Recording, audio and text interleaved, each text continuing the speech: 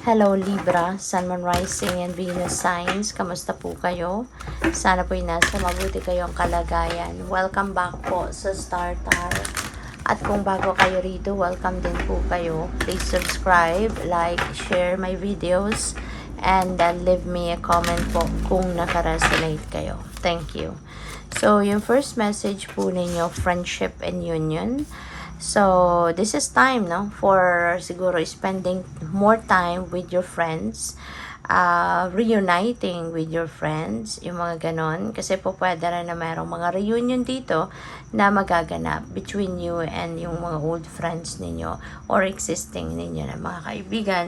Or po pwede rin nga, no, na baka you are meeting new people at magkakaroon kayo, no, ng mas maraming kaibigan sa ngayon. You're building more friendships.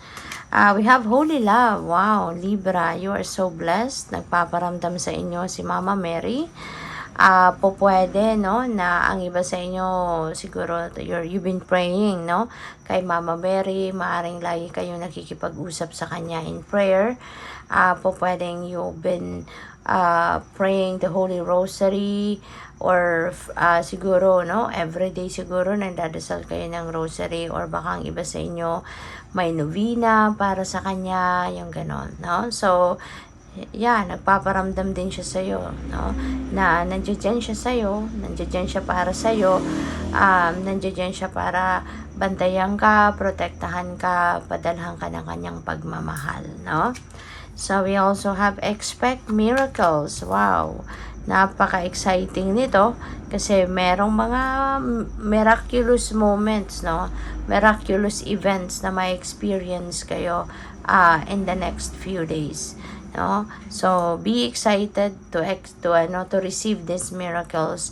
Kaya, napakaganda rin ng sitwasyon na ito because Libra, pwede na ang iba sa inyo rito, baka ma-receive nyo na dito ngayon yung mga, baka ma-receive nyo na yung mga bagay na pinagdadasal ninyo, maaaring mga answered prayers na ito, maaaring mga bagay ito na talaga namang matagal nyo nang minimithi, no? At ngayon, maaaring yan ay matanggap nyo na.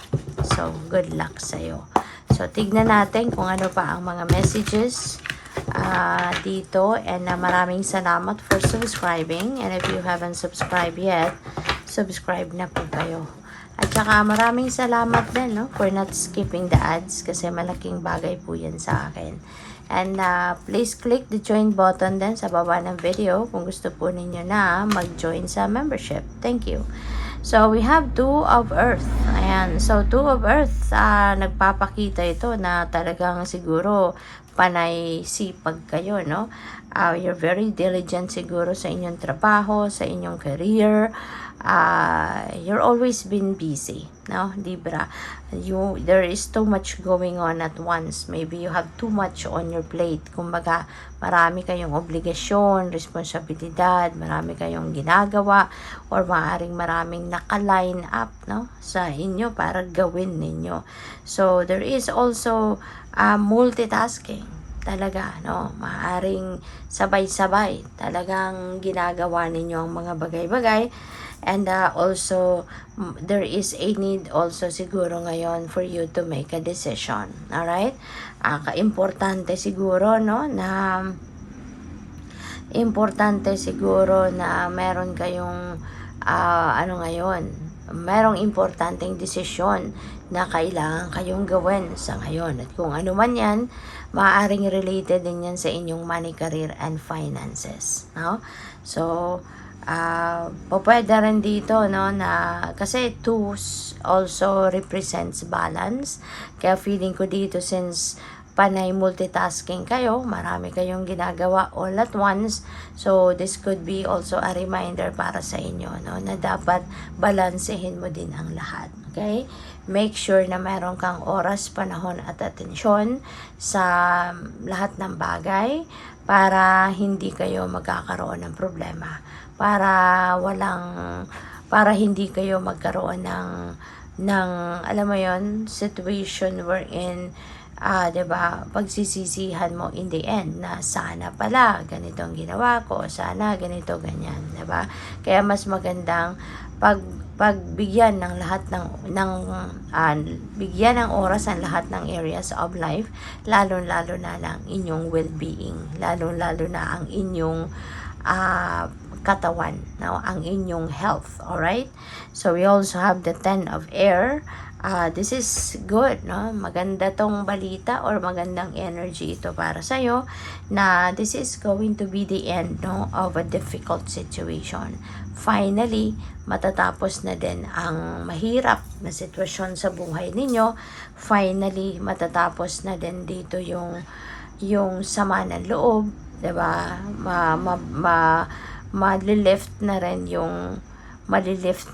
yung ano ninyo, malilift na rin yung mga resentment siguro, mga pagsisisi, mga sama ng loob, 'di ba? Mga sakit na naramdaman ninyo sa inyong kalooban. So ngayon, handa ka ng magbagong buhay, handa ka ng i-let go, no, ang mga sama ng loob at embrace the change. Okay? Mas pipiliin mo na ngayon ang sarili mo. Kung dati, 'di ba, talagang siguro na-stress ka because of things na nangyari sa buhay mo na maaring as in nagka-problema ka siguro, no, with the people around you, maaring nasaktan ka nila or for whatever reason, but now pipiliin mo na yung ikakabuti ng sarili mo. Kumbaga, siguro nagkaroon ka na rin dito ng awakening na it's about time na for you, 'di ba, to choose to love yourself more. So we also have the 10 of earth. Ayan, so napakagandang energy din ito kasi sa kadugtong ng pagbabagong buhay mo with the 10 of air, meron din masaya, no? Masayang pamilya, no, ang magkakaroon kayo, dahil din siguro isa sa mga dahilan yan kasi magkakaroon na kayo ng financial security and stability. Okay? So sa ngayon, mas magiging magaan ang takbo ng buhay, mas magiging magaan ang inyong pamumuhay dito because of that. Okay?